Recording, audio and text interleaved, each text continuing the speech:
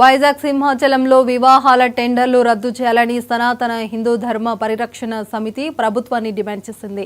భగవంతుని చెంత వివాహం చేసుకునే వారి నుంచి అద్దెల పేరుతో దోచుకుంటున్నారని విమర్శించింది. విశాఖపట్నం సింహాచలం తొలి పావంచ వద్ద సనాతన హిందూ ధర్మ పరిరక్షణ సమితి నిరసన తెలిపింది.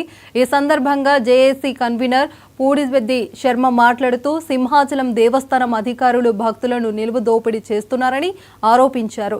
శ్రీ వరాహలక్ష్మి నరసింహస్వామి కొండపైన నిరుపేద భక్తులు వివాహాలు చేసుకునేందుకు దేవస్థానం అధికారులు టెండర్లు వేసి పెళ్లి చేసుకునేందుకు గుత్తేదారుడి ద్వారా అధిక మొత్తంలో వసూలు చేస్తున్నారని ఆరోపించారు. గతంలో లేని ఆచారాన్ని 2 సంవత్సరాలుగా నడుపుతున్నారని ధ్వజమెత్తారు. అధికారులు హిందూ దేవాదాయ ధర్మాన్ని, సంస్కృతిని తుంగలో తొక్కుతున్నారని మండిపడ్డారు.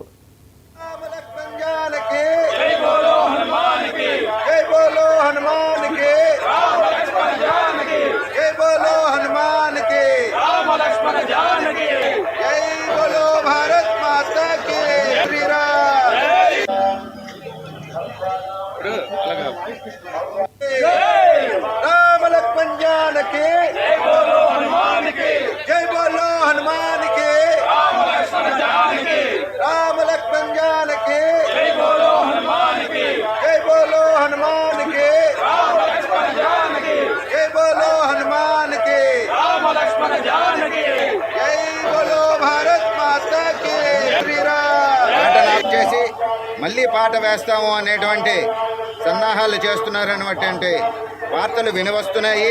ఇటువంటి సందర్భంలో ఈ జేఏసీ తరఫు నుంచి మేము అందరమే ముందరకు రావడం జరిగింది.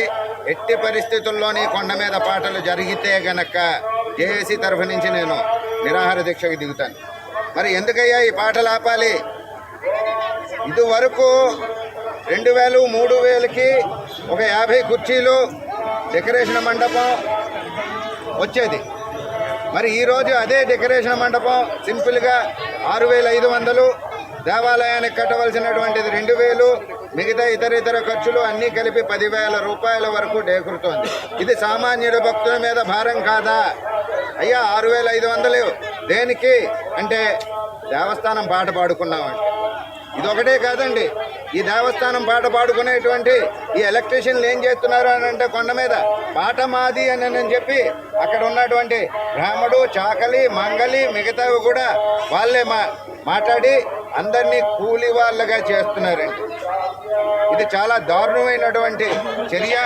మరి దేవస్థానానికి ఎప్పటి నుంచో చెప్తున్నాం, దేవాలయాల ఆదాయ వనరులుగా మార్చకండి, సర్వీస్ ఓరియంటెడ్గా ఉంచాలి. ఇది ప్రాఫిట్ ఓరియంటెడ్ ఆర్గనైజేషన్స్ కావు అంటే దేవాలయం వాళ్ళు మాట వినడం లేదు, ఈ ఎండోమెంట్ వాళ్ళు మాట వినడం లేదు. వీళ్ళు ఏంటంటే ఆఖరికి అన్ని పాటలు పెట్టి స్వామివారిని కూడా ఎవరైనా పాడుకొని ఒక 5 కోట్లు 6 కోట్లు ఇస్తాము అని అంటే